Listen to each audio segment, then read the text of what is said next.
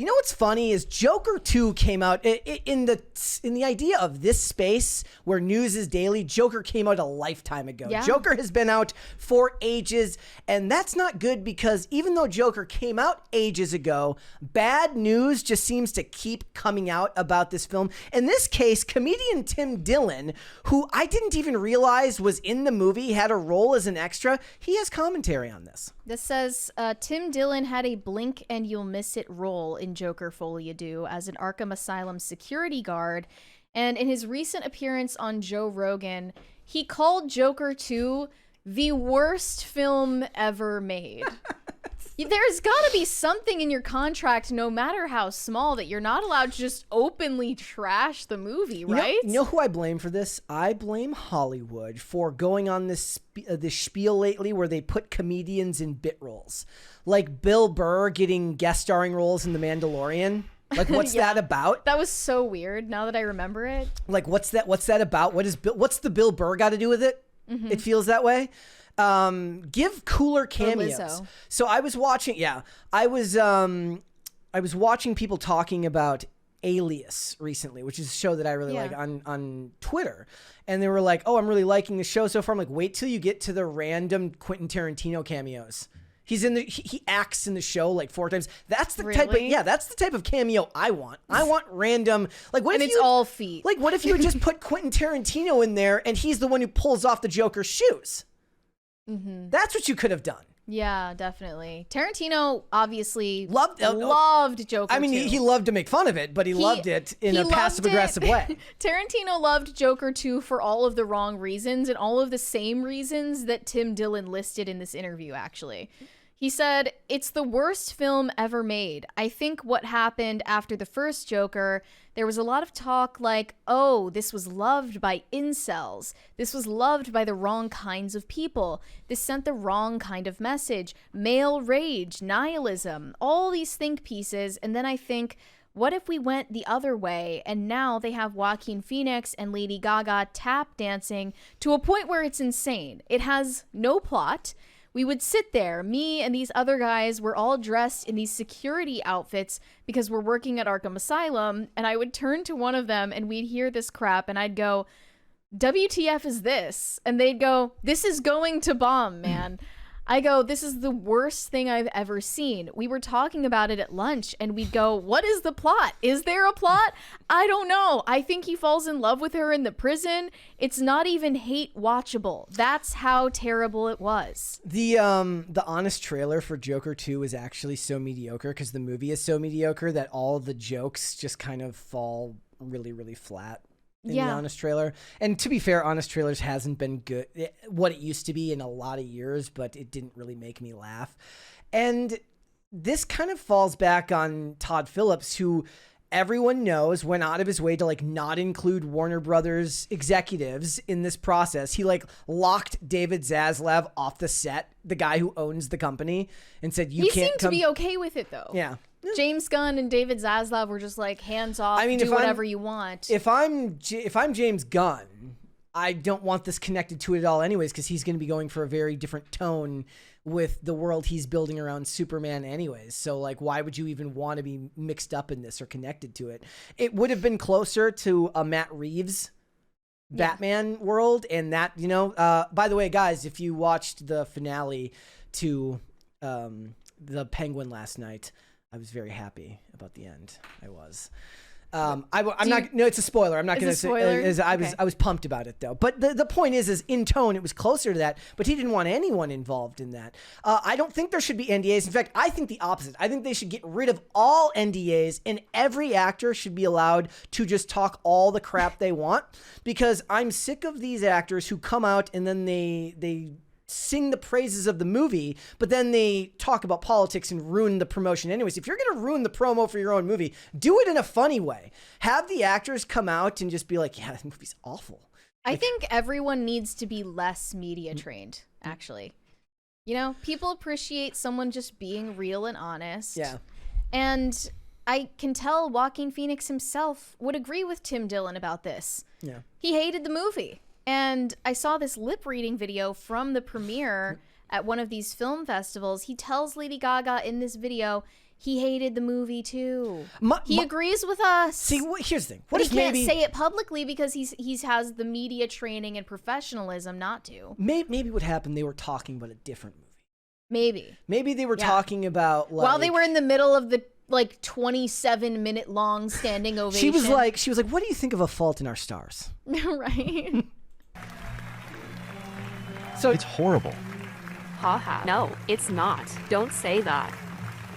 I do think it was. You think so?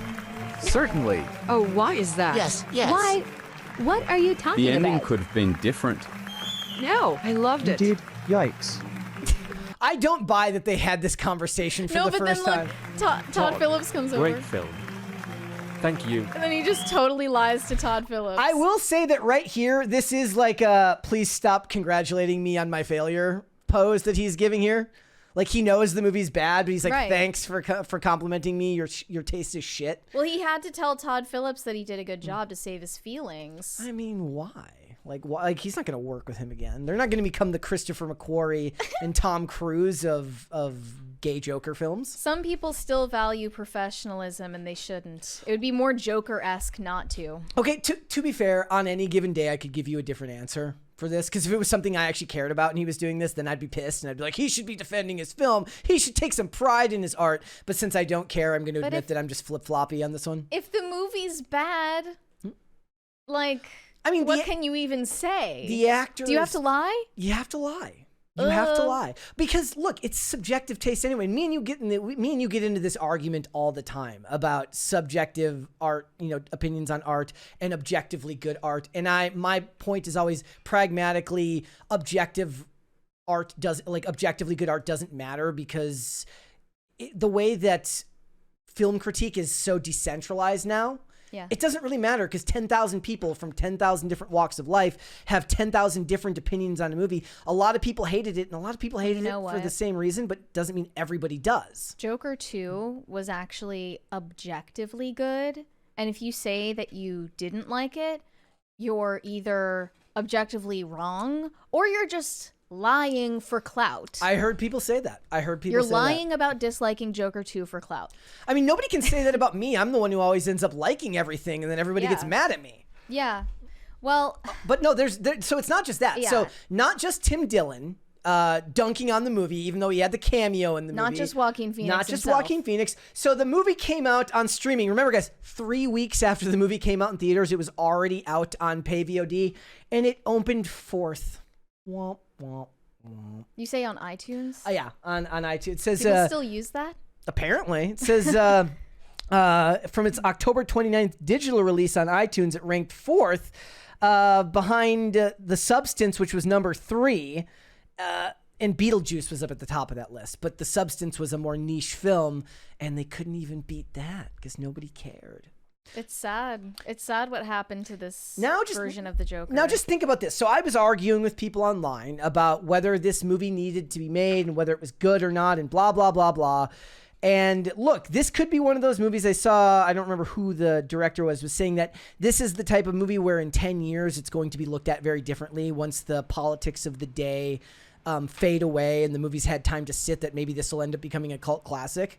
Do you remember the last time like a modern movie became a cult? Like people think of cult classics, they think of like The Big Lebowski. What's the cutoff date? I don't know. The cutoff year? What can anybody in the chat think of a movie post 2016? So think of like when it all went to hell in a handbasket in Hollywood. So think of a movie post 2016. Is there any movie you can think of in that time period that has become like a cult classic? I mean, there hasn't been enough time passed yet for us to even find out. But I don't think that will happen because everything is just so shit. But that's the thing. A lot of bad movies end up becoming cult classics. But that means they were never bad in the first place, like Jennifer's Body. Just that means is that they were misjudged. Yeah, that one. And the funny thing is, that one's not even really the film's fault or the viewer's fault. It's just the studio didn't know how to market a movie like that. That movie would do much better today, but I don't think it would ever get a theater release. No, it wouldn't. I think that movie goes straight to streaming. What about that next Megan Fox movie? What is that Subservience? called again? Is that coming out in theaters? I think it already did. I think It did? I think it had a limited release.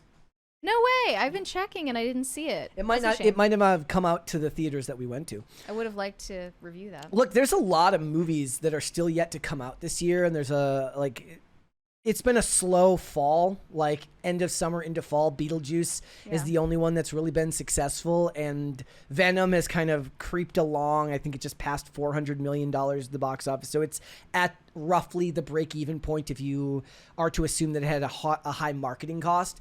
But there's Moana 2, which is still expected to make like $100 million on its opening weekend, which me and you can attest. We saw people in the real world talking about being excited for this movie. Yeah, Didn't even think it I was on a possible. plane and there was this lady in the row in front of me saying that she was really excited for Moana 2. Didn't and think I was that like, was possible. Wow, some people still actually pay attention to what Disney is putting out. Sonic That's 3 crazy. is still coming out. And then at the Yeah. holidays, obviously, we have Wicked and we have Gladiator, which are Yep. both expected to open to fairly decent numbers. I think Wicked is supposed to open to 80 million and Gladiator is supposed to open to 50 million. Those are their domestic. Well, good for them. Joker 2 set the bar real low. Yep. Thanks for watching. Listen to full episodes of Pop Culture Crisis on Spotify. Keep up with us on social media and make sure you subscribe and ring that bell so you never miss the show. Bye, guys.